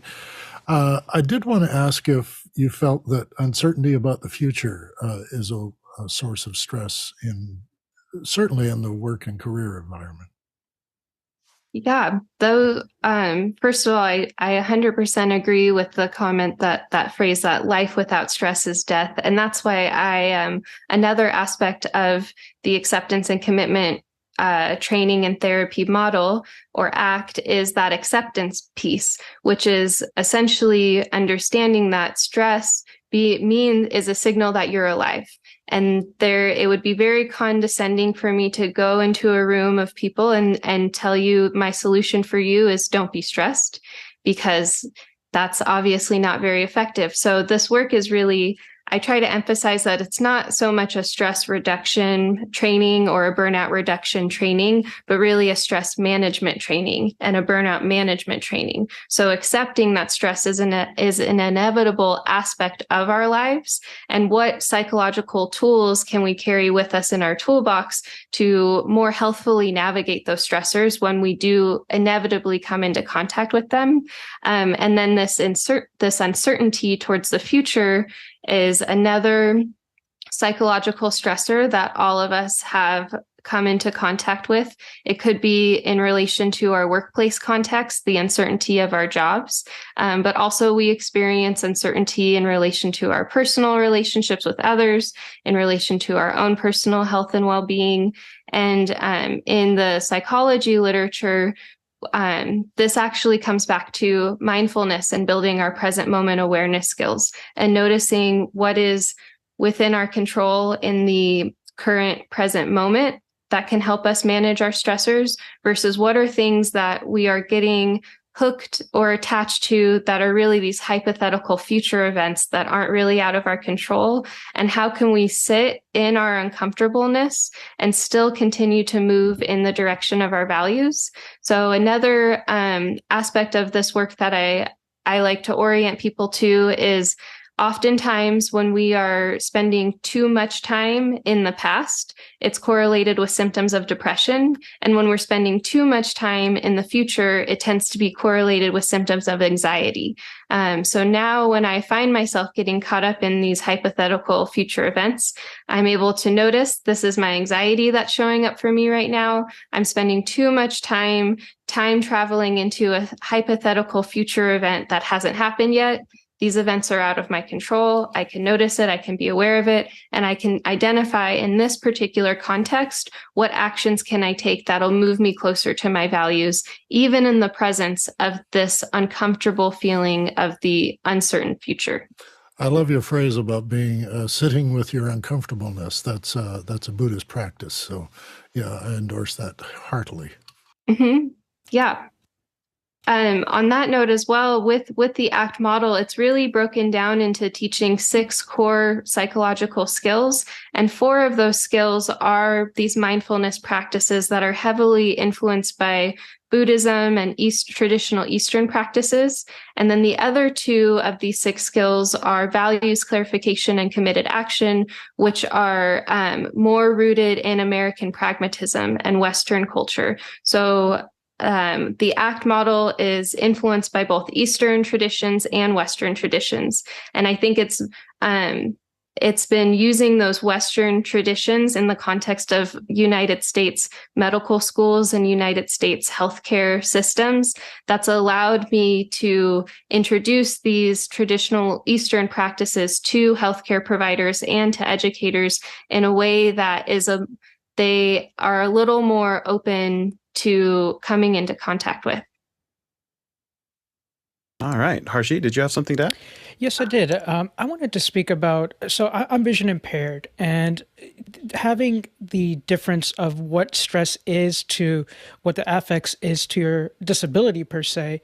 How do you kind of, to as you were talking about, to know your own self or your own feelings when you have your eye twitching, you understand that, the stress levels or whatever is up. How does one kind of cope with knowing the difference of where they're at, especially with regards to like a vision disability? And how can one potentially change course of action to, let's say, try something different? Or, what is a starting point for someone that might have just lost their vision or someone that has already lost their vision from birth? Where do they go from that point? Because it feels like it's almost like you're trying to interact with different circumstances. So a good example I could give for that same blind person, let's just say they work in a call center and their manager might have some feedback for them, but they feel that, hey, you know what? I'm doing all I can. I don't know why my manager is being so difficult with me. And so does that become a burnout, or does that become stress of the job? Or how can one, try to understand that for themselves as that individual that is disabled, let's say, and then try to, change that to kind of make it into recovery mode where they could take that bad and make it to good? Yeah. So I think with these tools, first of all, thank you for sharing your perspective and the stressors that you come into contact with and others with vision impairment might be coming into contact with on a regular basis. I think there's ways to modify these present moment practices to help one, identify what is the way that stress shows up uniquely in your body. And that's why I wanted to emphasize that as well. Is I might have an eye twitch as a product of stress for me, but a well-trained ACT therapist or ACT trainer would work with someone who has visual impairment and modify these exercises to identify, are there any particular symptoms of stress that you feel that maybe aren't related to eye twitching, but related to other parts of your body. And then when it comes to, you're saying, for the example of working in a call center and your employer may be communicating to you about your performance, but it might be related to a disability, that your disability could be a contributing factor to the outcome of that performance. it seems like it would be useful for that employer to practice these skills as well. And one of these 6 skills from this ACT model is perspective taking. So the ability to metaphorically place yourself in another person's shoes and try to do your best to imagine, if I were in this person's shoes, how would I be coming into contact with the world? And what is not just because I view a situation from this vantage point doesn't mean that the person that I'm working with is coming into contact with the exact same world or viewing things from that same vantage point. So I would encourage that employer to practice these skills as well, and to particularly build their perspective taking and empathy skills, to understand that there might need to be some environmental modifications made to your work environment to make it easier for you to produce at the same level as your colleagues, or that there may need to be more customized standards for that particular employee, so that it does feel equitable and it does feel fair.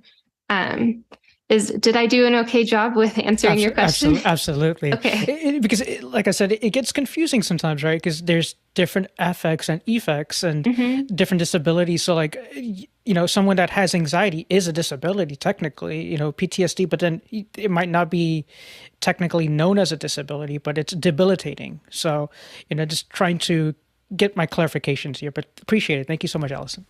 Thank you. Awesome. Alison, can you lead us in an activity that we can do at home to help us become more mindful? And then we'll take our producer questions right after that.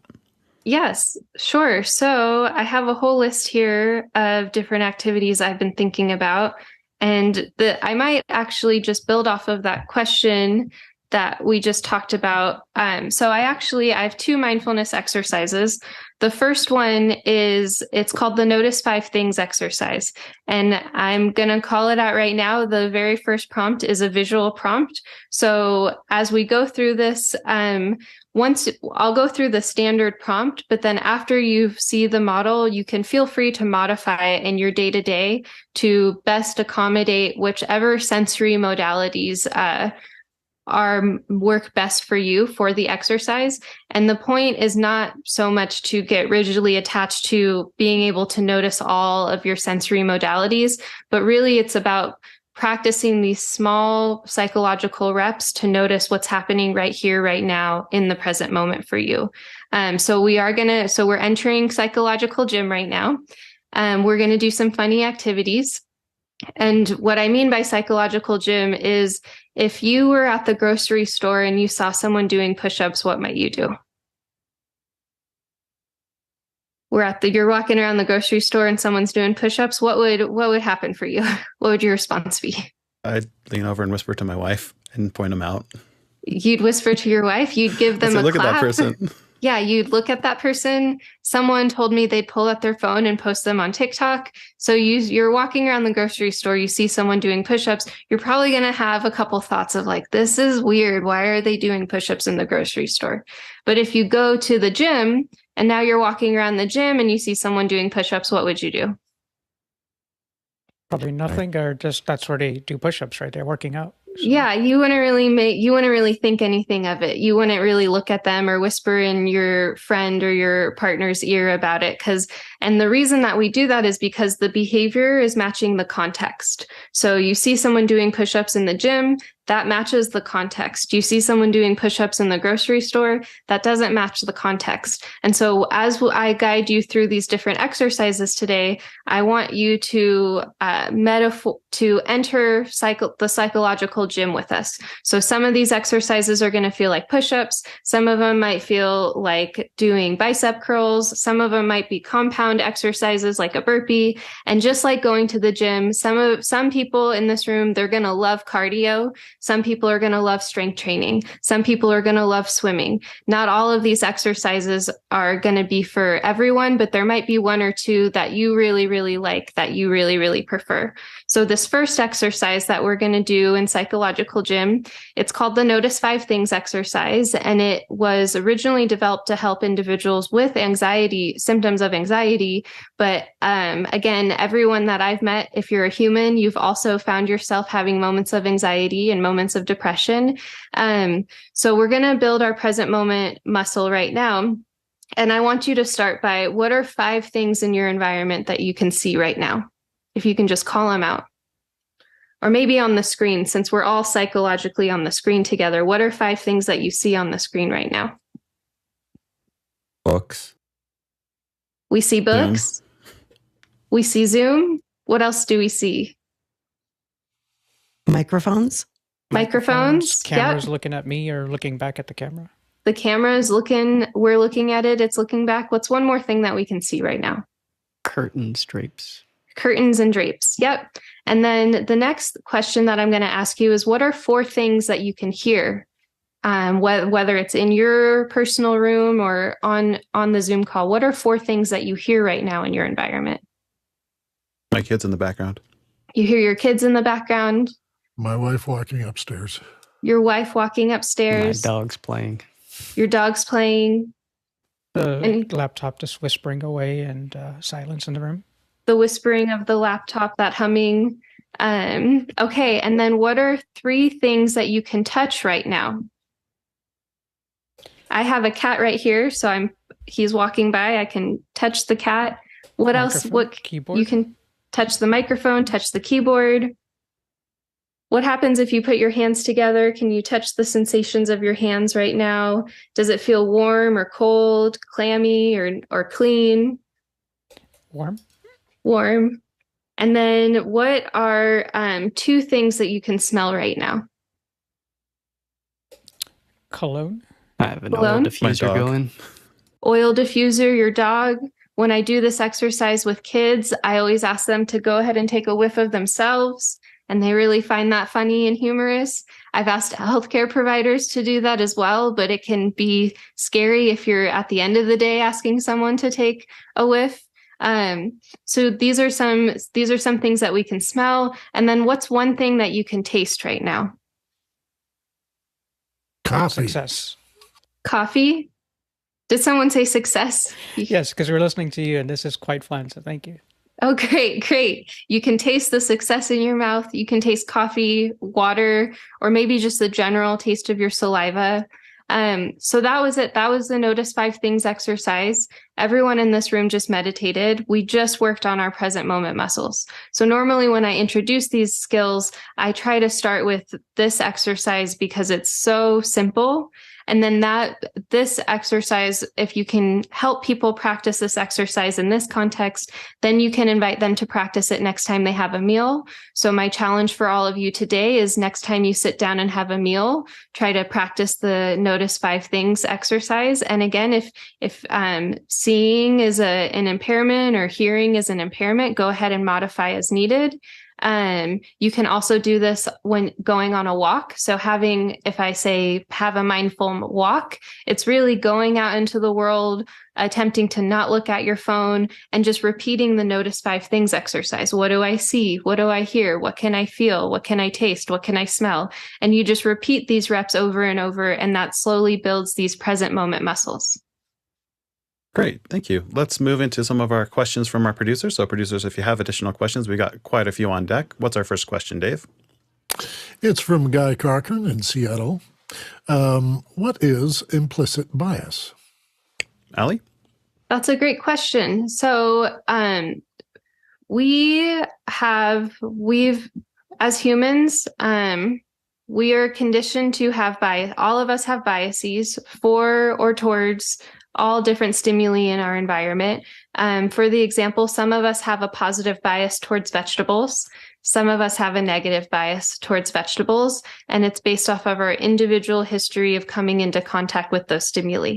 We are also a part of a larger culture and a cultural milieu, where we have been socially conditioned to have biases for and against stimuli like food, but also for and against different populations.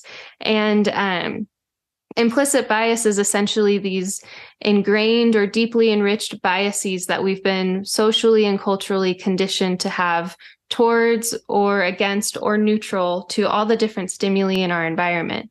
And one reason that I'm so committed to studying burnout and what are best practices for managing our burnout in ourselves is there's a lot of emerging literature coming out that says that when we are under conditions of stress and burnout, we are more likely to respond to these deeply socially conditioned implicit biases about the world around us, rather than making mindful, conscious, value-based actions towards the individuals that we come into contact with and the world around us.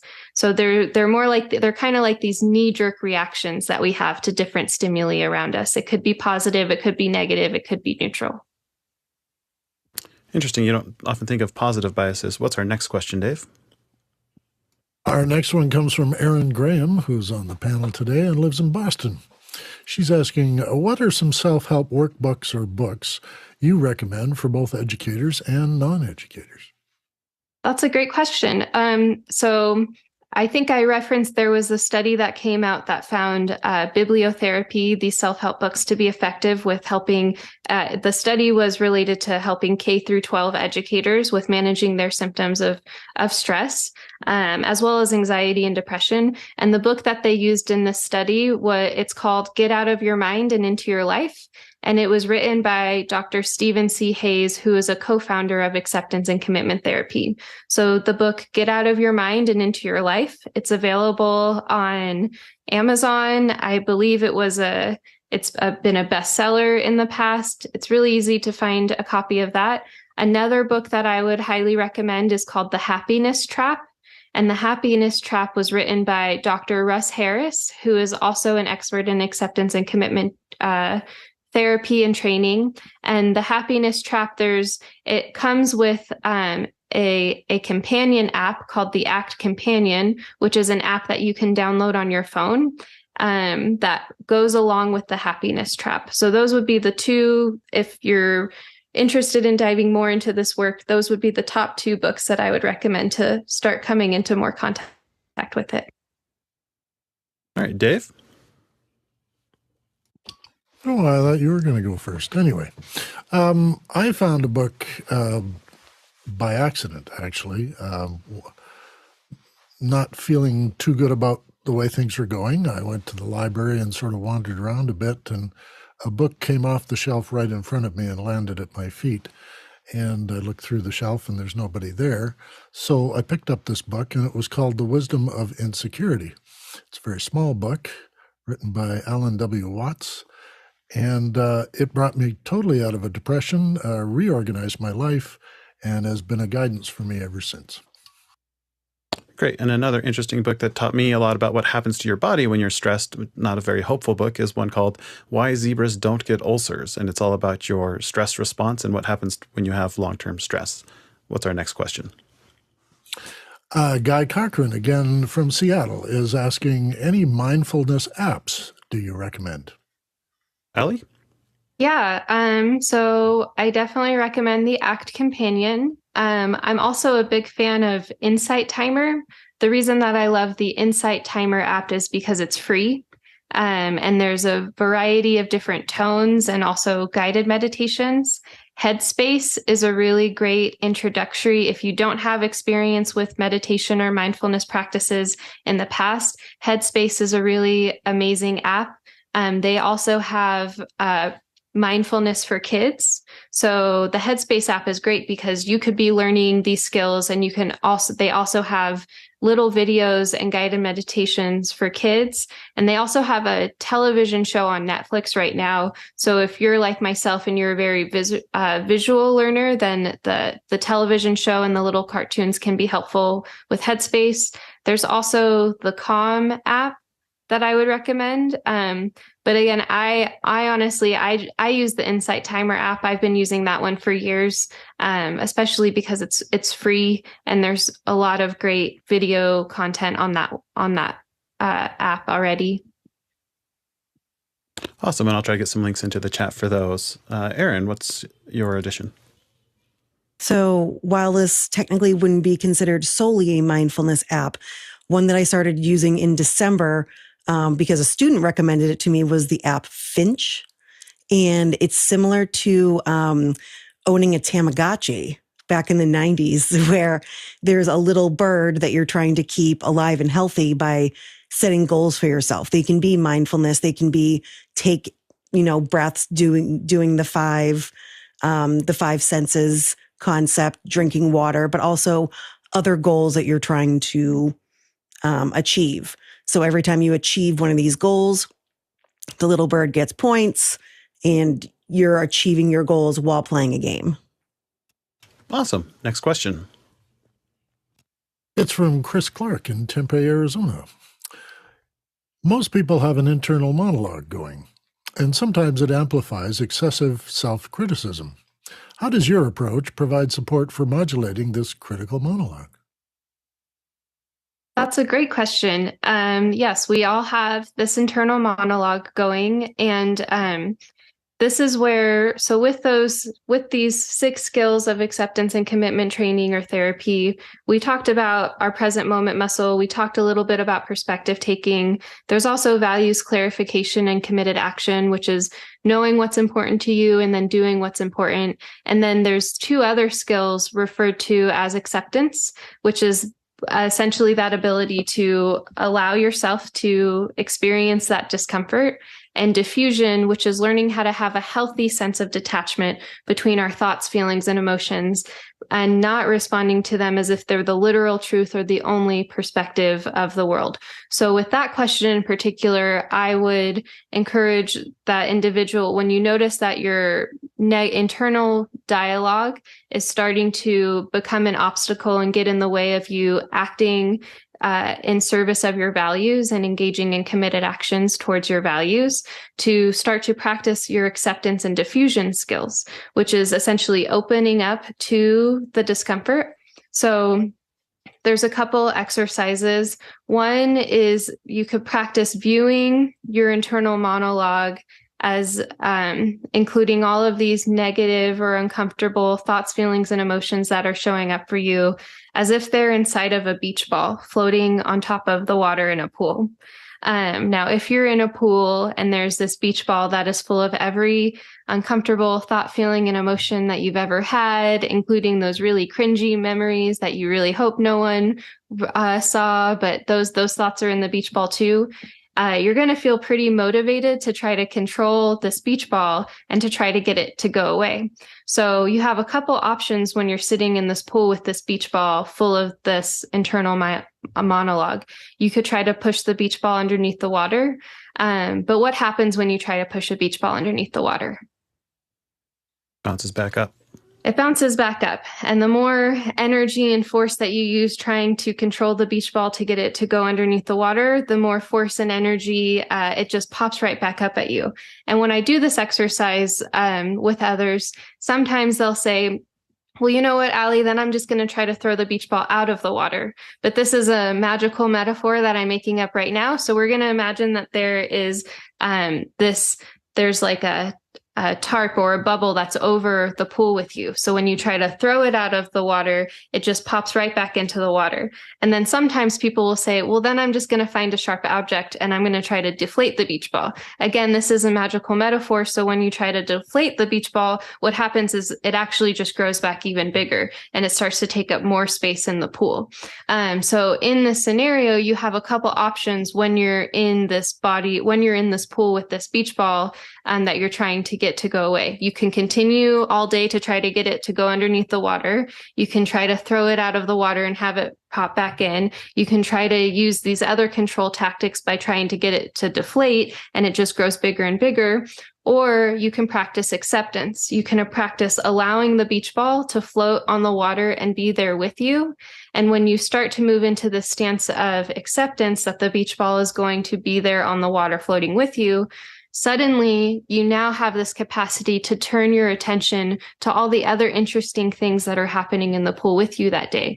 You can notice that your friends and your family and your loved ones are in the pool with you that day, and you can start to attend to them. You start to notice that wonderful contrasting sensation between the warm sun beating down on you and the cool pool water. We all know that experience that I'm describing.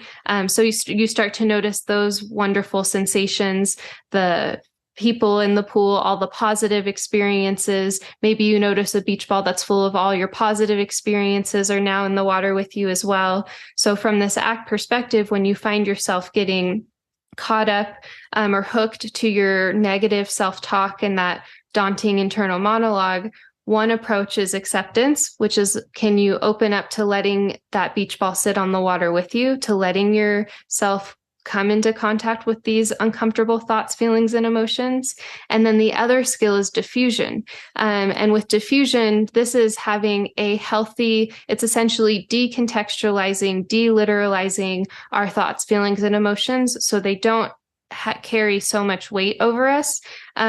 So for this next exercise, I'd like to invite everyone to take your hands, and we're going to imagine that our hands now are our thoughts, feelings, and emotions. And I'd like you to place your hands in front of you like this and look around the room when your hands are this close to your face and notice everything you can see and everything that you can't see. And now I'd like you to slowly move your hands down to this position. So and notice, are you covering your eyes, so to speak, or could you just kind of describe that to me a little? Yes. So I was covering, but placing my hands very closely to my face, so almost as if they're like touching my forehead, and notice how physically close your hands are to your face when they're in that position, and then slowly moving your hands away from your head so that they're about 6 to 7 inches away from your head, and they're not as close to your head. And when there's there's more distance and space between your thoughts, feelings, and emotions and yourself is what's happening. Now there's this room, and we can notice all the other things that are happening in our environment when our hands are placed at a slightly more distant place from us. So that is just another metaphor for diffusion, which is essentially noticing that our thoughts are just thoughts and our feelings are just feelings, and we can have these experiences without them having us. So the last exercise that I'd like us to do to highlight the impact of diffusion is I would like all of you to clap your hands and say out loud, I can't clap my hands. So I can't clap my hands. I can't clap my hands. I can't clap my hands. I can't clap my hands. I can't clap my hands. Okay, so what is happening right there? We are telling ourselves that we can't engage in this behavior while we are simultaneously engaging in this behavior. And that is really the power of diffusion as well, as we can have our negative self-talk. We can have this internal monologue that maybe tells us we can't do X, we can't do Y because I'm not blank enough, or I'm too much blank, whatever shows up for you. We can have these things without them having us, noticing that they're just thoughts, they're just feelings, they're a part of the beach ball, and the beach ball can float on the water with us while we continue to swim in the pool and notice all the other aspects of the world around us. Great activities. I clapped and my dog came over. So okay. He wanted to be present. What's our next question, Dave? It's from Paul Wallace in Cedar Creek, Texas, asking, what role does eliminating ambient noise via headphones or earbuds for sleeping play in your total sleep efficiency and recovery and well-being? That's an interesting question. I think that might be a personal choice. Well, I think it comes in a different modality instead of alert and attending. He's wondering if sleep has any factor in there. Okay, there is some literature that has found that the value of sleep hygiene. So it's found that when we are sleep deprived, we are more likely to have that negative internal dialogue pop up. And deprivation in sleep has been correlated with self-injurious behavior, as well as suicidal ideation. So sleep hygiene is a critical component to maintaining our well-being. So if you do find yourself needing tools like headphones or sound canceling machines or those white noise machines to help you with your sleep hygiene, anything you can do. There's some other common practices as well, like removing blue light and screens about an hour or more prior to going to bed, sleeping at a cooler temperature. I think it's somewhere between 65 and 68 degrees can be an optimal level for many for sleeping. But there's definitely literature that has found that when we are under conditions of sleep deprivation, we're more likely to be stressed, more likely to engage in self-harm, and have a higher frequency of suicidal ideation. So it is a critical component.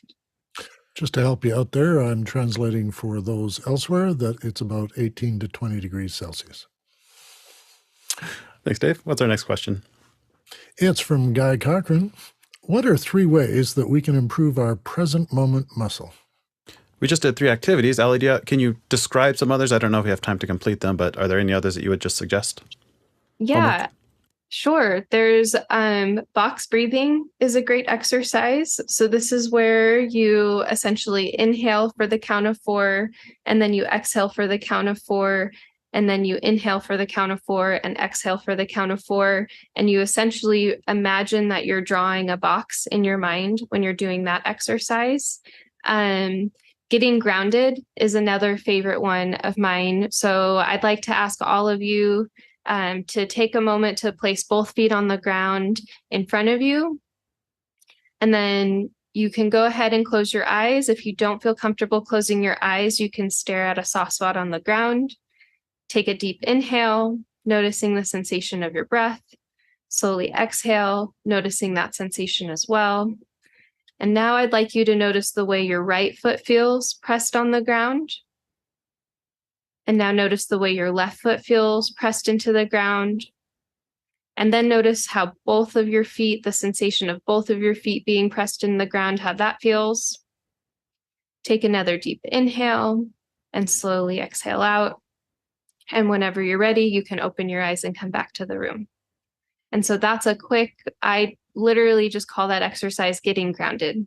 It's less than 5 minutes, just noticing the sensation of your feet pressed on the ground in front of you. This is an exercise, especially in telework and virtual settings, that I've used in real time while I've been in meetings with others. I notice my stress response. I notice I'm starting to feel a more alert. And I will literally place both feet on the ground, take a quick inhale and exhale, and then jump back into the meeting.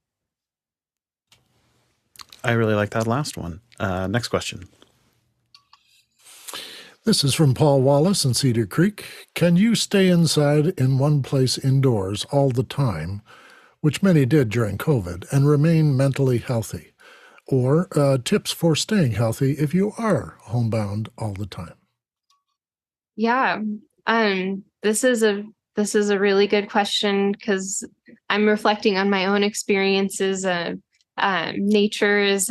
Nature. I just think personally, nature has a lot of innate healing properties to it.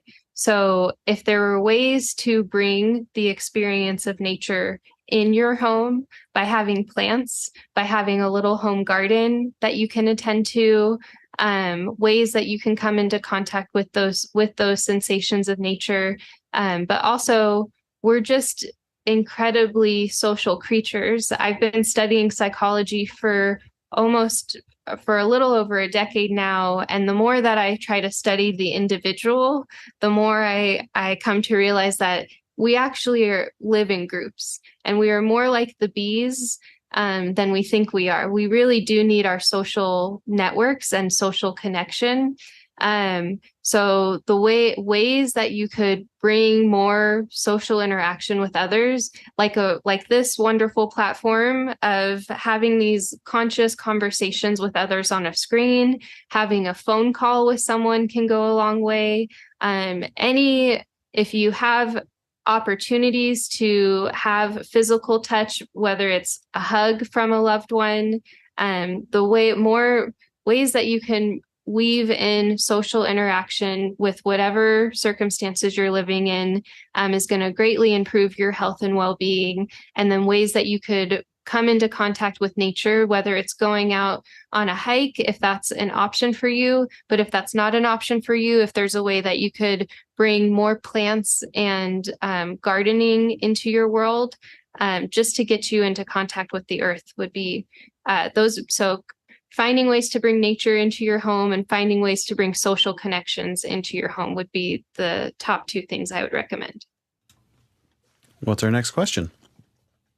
This one comes from Keely Dunn in Calgary, Canada, and she's also on the panel with us. How can you build in methods or techniques to your system so you avoid taking on too much? That's a really great question as well. I feel like this comes down to learning how to practice having healthier boundaries. Healthier boundaries with others, and also healthier boundaries with yourself.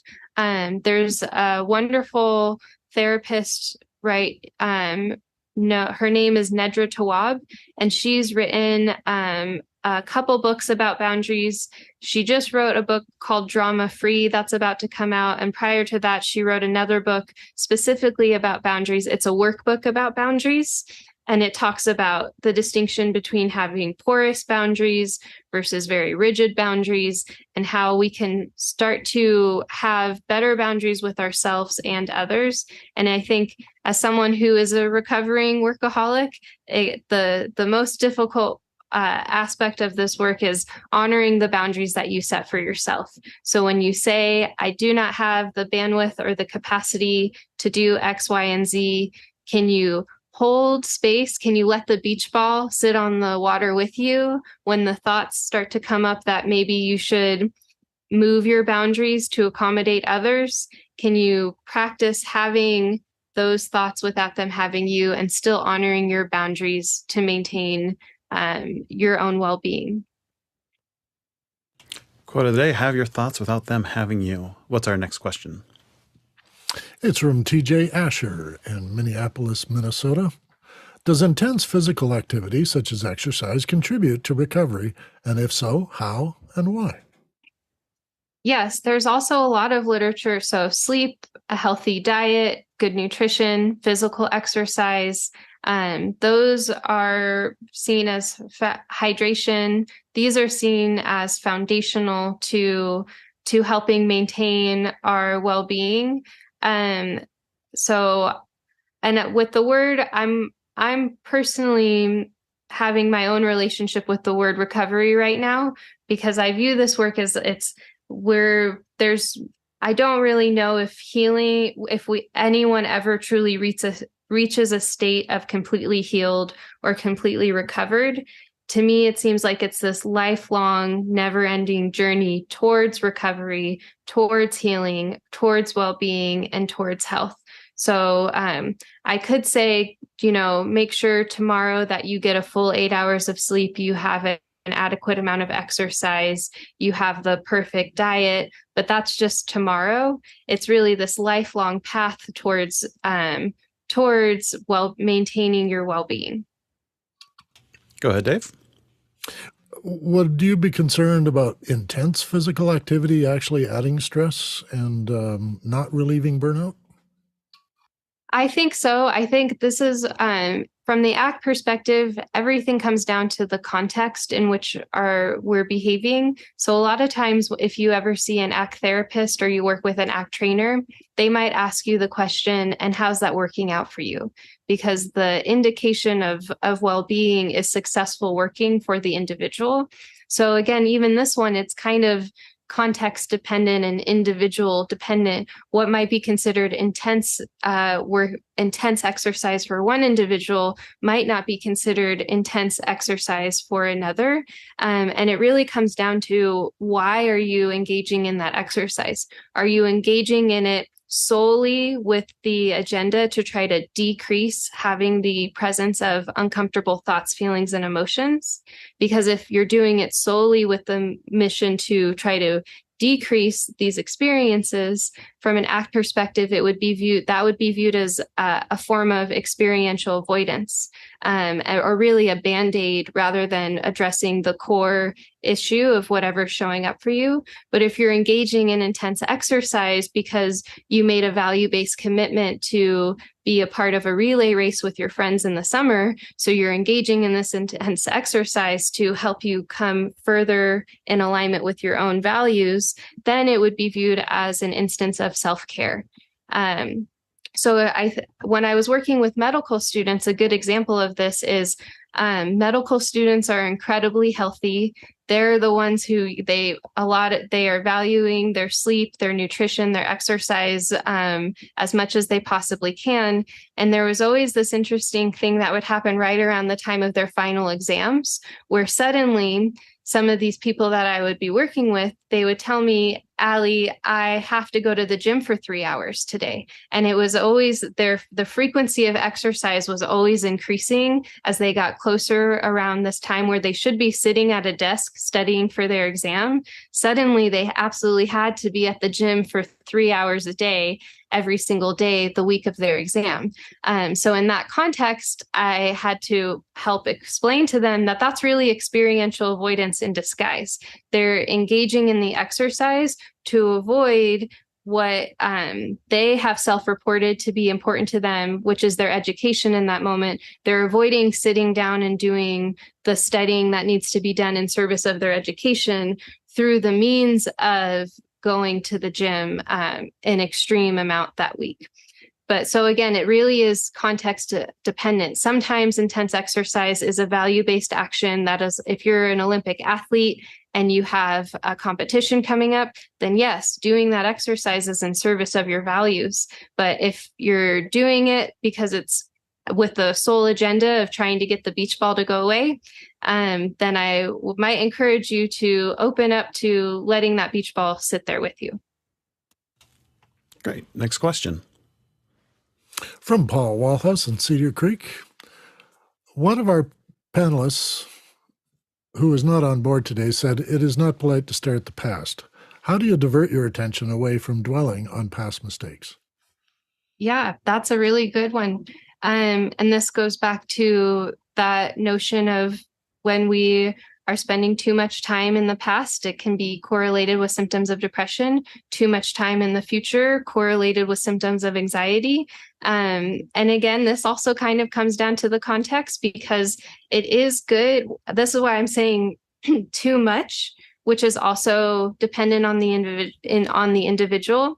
It is good under certain contexts and situations to sit back and reflect on the past. It can be okay to have a moment where you want to, reflect on a really sweet memory of yours, and you just kind of want to have that moment where you're thinking about that sweet memory, or you are thinking about a past mistake, and you're using that reflection about the past to identify how you want to improve moving forward. And it is okay to visualize our futures, to identify what is the direction that we're heading, what do we want our ideal future state to be for ourselves. So I'm not saying we have to be in the present moment all the time. It's okay to have some healthy self-reflection on past and to visualization about the future. But when you do find yourself ruminating about past events, like this question asked, which every one of us has come into contact with, this is why the more that you can build your present moment muscle on a day-to-day basis, the sharper you're going to get at noticing when it's too much.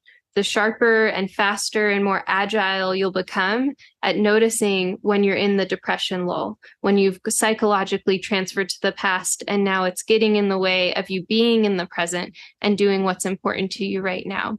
So if like on your schedule, you're like, I have nothing to do today, I don't have any responsibilities until tomorrow, I'm going to let my mind wander in whatever direction it takes me, it's not getting in the way of my quality of life, then by all means go and have your psychological time traveling. But if you have a bunch of appointments on your day-to-day, if you're saying, oh, I can't go to that important event because I'm I need like 5 more hours to ruminate about something that happened 5 years ago, then that would be a cue to download that meditation app and start building your present moment muscles. And the thing with our another reason why I refer to this as present moment muscle building is just because we did the Notice 5 Things exercise today, this morning, doesn't necessarily mean you've built that muscle. If you do sit-ups one time, you're not going to have a 6-pack. You have to do sit-ups every single day and maybe some other exercises as well, and change your diet to ultimately get a 6-pack. And then if you get the 6-pack and then you stop doing the sit-ups, well, the 6-packs, the muscles are going to go away. So it's really the more that you can integrate a daily meditation practice, a daily mindful practice, it's going to build those muscles to make it make you even more agile to just noticing when you've time traveled to the past, and then noticing what actions can you take in the current moment when you've gone to the psychological past that are going to move you closer towards your values in that moment. Great. And our last question was about how to help K through 5 kids from Erin. But Erin, what I will say is we have a different guest coming in 2 or 3 weeks. Georgia Dow is a clinical therapist, and she'll be here, and we'll talk more specifically about student mental health when she comes and visits. So looking forward to that. Thank you so much for joining us today, Alison. I always appreciate how you blend theory, evidence-based practice, and actionable items. The feet on the floor activity in particular is always especially helpful to me personally. I hope each of our panelists and viewers found one practice that they can continue to learn from as well. Special thanks to all of our volunteer and back-end crew who keep things running. They manage our questions, cut our cameras, check our microphones, and coordinate the show. Our expert panelists graciously volunteer their time to help us all learn something new, so thank you for the gift of your time today. And finally, our producers who drive the show by posting questions and interacting in the chat. We couldn't have a show without you. Special thanks to Peter Belbin, who's scheduled to be TD in training today. Thanks so much. If any of our viewers would be interested in volunteering, we'd be happy to train you too. Make sure you sign up for our daily email in officehours.global, which has a link to a volunteer form. It has upcoming topics, as well as a list of community events and labs where we dig deeper. Each day of office hours takes about 20 volunteers, which for a 2-hour show is equivalent to 1 FTE. That's a whole lot of bananas per week of consumption. Speaking of bananas, our tlalic traversal is, let me pull it up here, are your questions, but the distance between each question today was 58,346 miles, which is equivalent to 528 million bananas stacked end to end, which would feed those volunteers for many, many years. Thank you all for our show today. I encourage you to stay through our credits so you can see all the effort involved in the show, and we'll see you again next week.